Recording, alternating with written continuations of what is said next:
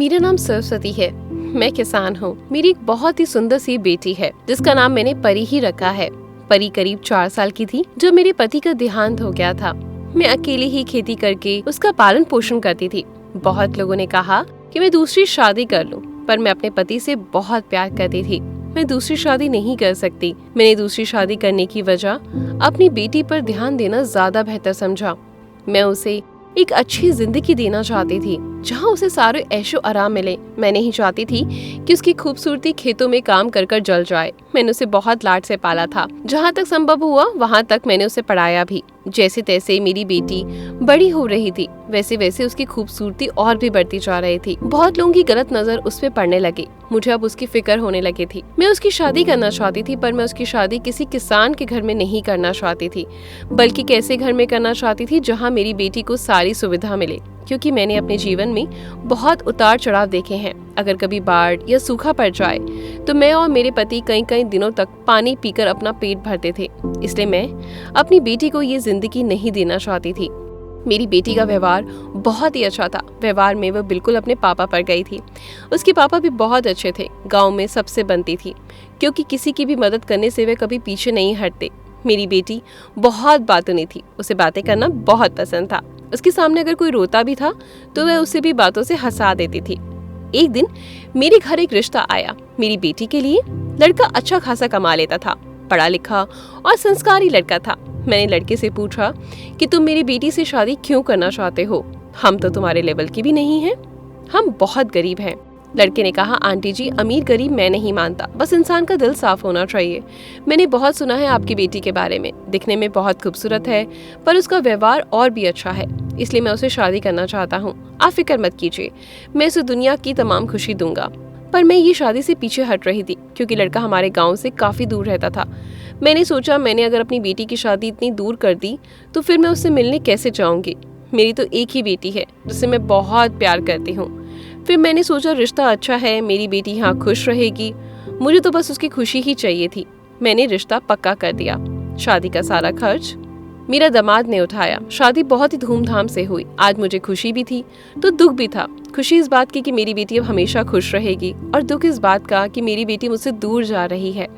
अब मुझे उससे मिलने के लिए तरसना पड़ेगा। मैं और मेरी बेटी के एक दूसरे को गले लगाकर मन भरकर रोए। मेरा दामाद बोला, रोइए मत माँ जी, मैं आपकी बेटी का बहुत ख्याल रखूंगा, आप फिक्र मत कीजिए। दामाद के मुंह से ये बात सुनकर मेरे कलेजे को ठंडक पहुंची।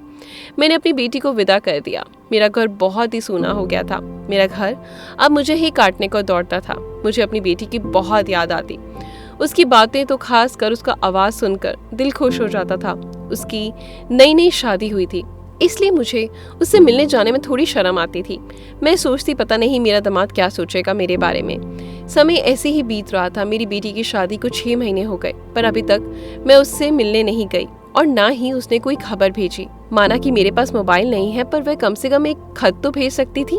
मैंने सोचा क्यों ना मैं जाकर मिलूं। एक दिन मैं उसके घर पहुंची। उसका घर बहुत बड़ा था, घर में नौकर चाकर भी थे। ये देखकर मुझे बहुत खुशी हुई। मैंने सोचा मेरी बेटी कितना खुश हो गई यहाँ पर। मैं घर के अंदर गई तो मुझे शर्म आने लगी, क्योंकि मेरे कपड़े पुराने थे और थोड़े फटे हुए भी थे। मुझसे अच्छे कपड़े तो घर के नौकरों ने पहन रखे थे। जब मैंने नौकरों को बताया कि मैं इस घर की मालकिन की माँ हूँ तो वे लोग मेरे को देखकर हंसने लगे। तब तक मेरा दामाद आ गया। वह मुझे एक कमरे में ले गया और बैठने को बोला।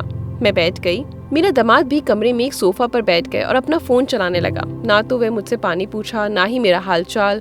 मुझे बहुत अजीब लगा। थोड़ी देर बाद मैंने अपनी बेटी के बारे में उससे पूछा तो वह बोला कि परी मेरी मासी के घर गई हुई है, 2-3 दिन में आ जाएगी, आप 2-3 दिन बाद आ जाना। मैं उदास हो गई। फिर मैंने कहा, बेटा एक गिलास पानी पिला दो। तो मेरा दामाद नौकरों के हाथ से एक गिलास पानी भिजवाया और वो पता नहीं कहाँ चला गया।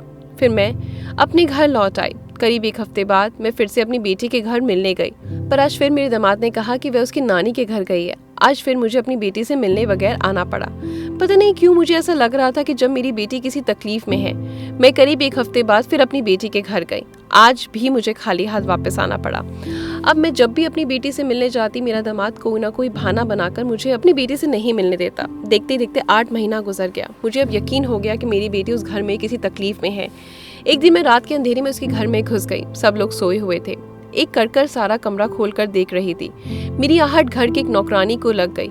मैं उससे बचते बचाते कमरे में चली गई। उस कमरे में बहुत अंधेरा था, पर उस कमरे में किसी की सिसकियों की आवाज़ें आ रही थी। मेरी आहट सुनकर वह रोने लगी और बोल रही थी कि मेरे पास मत आओ, मुझे छोड़ दो। यह आवाज़ मुझे जानी पहचानी सी लगी। मैं जैसे तैसे रूम की लाइट जलाई। सामने का मंजर देखकर मेरा कलेजा फट गया। सामने मेरी बेटी जंजीर में बंधी हुई थी। उसे देखकर कोई नहीं कह सकता था कि वो मेरी परी है। उसके शरीर पर बहुत सारे निशान, बाल बिखरे हुए, आंखों के नीचे काले दाग। वह मुझे देखकर फूट फूट कर रोने लगी। मैं दौड़कर उसे अपने सीने से लगा लिया। ऐसा लग रहा था जैसे मेरा कलेजा किसी ने काट कर रख दिया हो। मैंने उसका हाथ पैर खोले और उसे अपने साथ ले जाने के लिए खड़ा किया, पर मेरी बेटी इतनी कमज़ोर हो गई थी कि उसे खड़ा ही नहीं हुआ जा रहा था। मैं अपने सहारे उसे रूम से बाहर निकाली, पर रूम से बाहर मेरा दामाद खड़ा था। मुझे उस पर बहुत गुस्सा आया, पर मैं अपनी बेटी को अपने घर ले जाना चाहती थी, इसलिए मैं उससे कोई बहस नहीं करना चाहती थी। मैं उसे ले जाने लगी तो मेरे दामाद मेरे रास्ते में खड़ा हो गया। मैंने गुस्से से कहा, आज अगर कोई भी मेरे रास्ते में आया तो मैं उसे जान से मार दूंगी। मुझे आज कोई भी नहीं रोक सकता। मेरा दामाद मेरा गुस्सा देखकर मेरे रास्ते से हट गया। मैं अपनी बेटी को लेकर आ गई और सबसे पहले उसे अपने हाथों से खाना खिलाया और फिर मैंने अपनी बेटी का सर अपनी गोद में रखकर पूछा, परी बताओ मुझे क्या हुआ था तुम्हारे साथ। मेरी बेटी फूट फूट कर रोने लगी। मैंने कहा, रो मत, हिम्मत रखो, मैं सब ठीक कर दूंगी, पर उससे पहले मुझे बताओ कि तुम्हारे साथ हुआ क्या था वहाँ पर। मेरी बेटी ने जो बताया उसे सुनकर मैं दहल सी गई थी। मेरी बेटी ने कहा उसका पति रोज रात को उसे गैर मर्दों को सौंप देता है, उसके जरिए धंधा करवाता है। ये बात सुनकर मुझे बहुत गुस्सा आया। मैंने खुद पर काबू किया। मैं पुलिस के पास गई और अपना कंप्लेन लिखवाई। मेरे पति के एक दोस्त जो वकील थे, मैं उनके पास गई और उन्हें सारी बात बताई। वे हमारा केस लड़ने के लिए तैयार हो गए।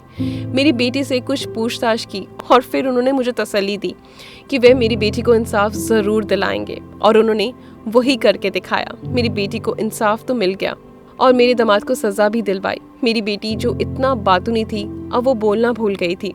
वह बहुत कम बात करती थी, बस पूरे दिन घर में बैठकर रोती रहती। वे अपने आंसू मुझसे छुपाने की बहुत कोशिश करती। वो मुझसे कोई भी शिकायत नहीं करती, पर मुझे उसकी ये हालत देखी नहीं जाती। अब मुझे समझ में आया कि पैसा हर चीज़ नहीं होता। ये ऐशो आराम का क्या फ़ायदा जो मेरी बेटी की खुशियाँ ही छीन ली। ऐसे ऐशो आराम की बजाय अगर मैं ऐसा लड़का ढूंढती जो औरतों की इज्जत करना जानता हो, तो शायद मेरी बेटी बहुत ज़्यादा खुश होती।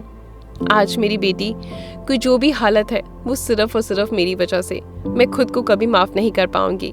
मैं अपनी बेटी की ज़िंदगी सुधारना चाहती थी। एक बार मैं अपनी बेटी को बोली, बेटी अगर तू कहे तो मैं एक अच्छा सा लड़का तेरे लिए देख लूँ और दूसरी शादी कर दूँ। तो वो बहुत गुस्सा हो गई। उसने कहा, शादी का नाम भी मत लेना मेरे सामने, मुझे कोई शादी नहीं करनी। मैं क्या बोझ हूँ आपके ऊपर जो मुझे हमेशा हटाना चाहती हो। मैंने कहा, बेटियाँ बोझ नहीं होती। ये तुम कैसी बातें कर रही हो, तुम मेरी बेटी हो। ठीक है माँ, अगर मैं बोझ नहीं तो मत करो मेरी शादी, मैं ऐसे ही खुश हूँ। मैं अपनी आगे की पढ़ाई स्कॉलरशिप लेकर करूँगी, और जब मुझे लगेगा कि मुझे किसी के सहारे की ज़रूरत है तो मैं एक बच्चा गोद ले लूँगी, पर अब कभी किसी से शादी नहीं करूँगी। आशा करती हूँ आपको मेरी कहानी बहुत ज़्यादा पसंद आई होगी। अगर ऐसी कहानियाँ सुनना चाहते हैं तो वीडियो को लाइक और शेयर ज़रूर करें और अपनी ईशा का इंतज़ार करें। धन्यवाद।